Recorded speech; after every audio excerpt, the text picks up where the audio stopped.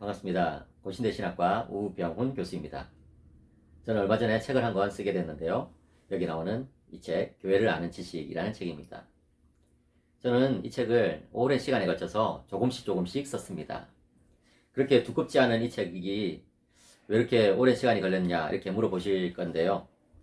8년이나 이제 된 것 같아요. 그때 제가 유학 시절이었는데 미국에 있는 어떤 한인교회에서 교회에 대한 가르침을 좀 강의를 해달라라고 부탁을 하셨습니다.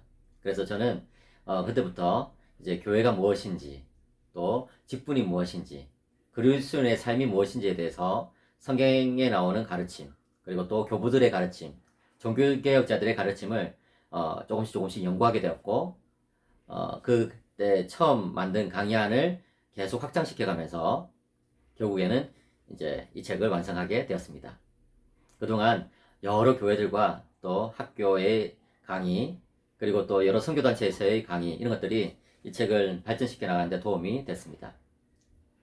여러분, 이제 코로나가 끝나기를 우리들이 간절히 바라는 이 무렵, 이 시점에서 우리 그리스도인들에게 필요한 것은 교회가 무엇인지에 대한 그런 고민이라고 생각합니다. 우리가 지난 몇 년 동안 코로나에 시달리면서 정말 참 이 교회의 본질에 대해서, 또 예배의 본질에 대해서, 그리스도인의 삶의 그런 본질에 대해서 고민을 했던 것 같습니다. 이런 이 본질과 정체성에 대한 고민은 너무나 소중한 고민이라고 생각합니다. 이제 우리가 다시 모일 수 있게 된 이 시점에, 정말 이 거리두기가 다 해제돼 가지고 소그룹도 할 수 있는 이 시점에 우리들이 함께 모여서 교회가 무엇인지에 대해서 서로 나누고, 또 교회의 본질을 회복하는 그런 시간들을 가졌으면 좋겠어요.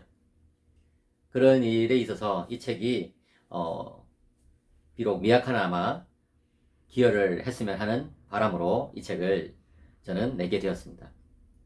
이 책은 크게 두 부분으로 나눠집니다. 앞부분은 교회에 대한 그런 가르침입니다. 교회는 성부 하나님께서 택하시고 부르신 백성이라는 것이죠. 예. 하나님은 우리를 불러주시는 분이십니다.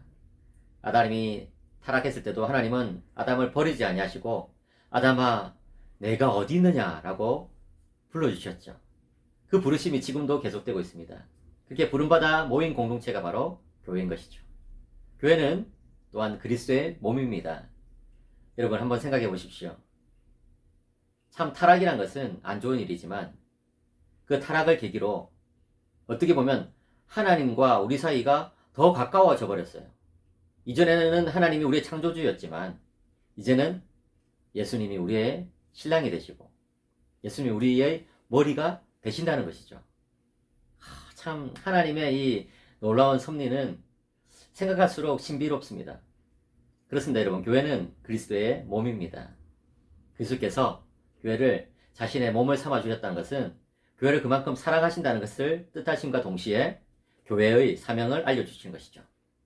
그리스도께서 이 땅에서 하셨던 그 일을 이어가는 공동체가 바로 교회입니다.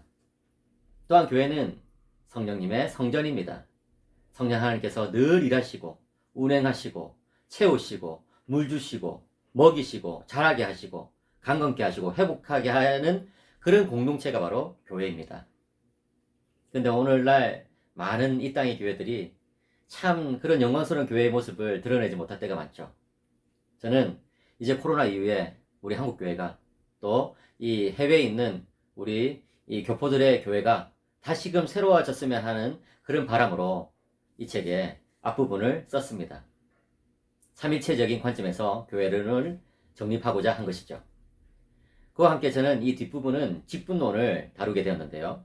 왜냐하면 교회에 대한 그런 가르침이 아무리 풍성하다 할지라도 구체적으로 나타나는 자리는 직분자를 통해서 나타나기 때문에 그렇습니다.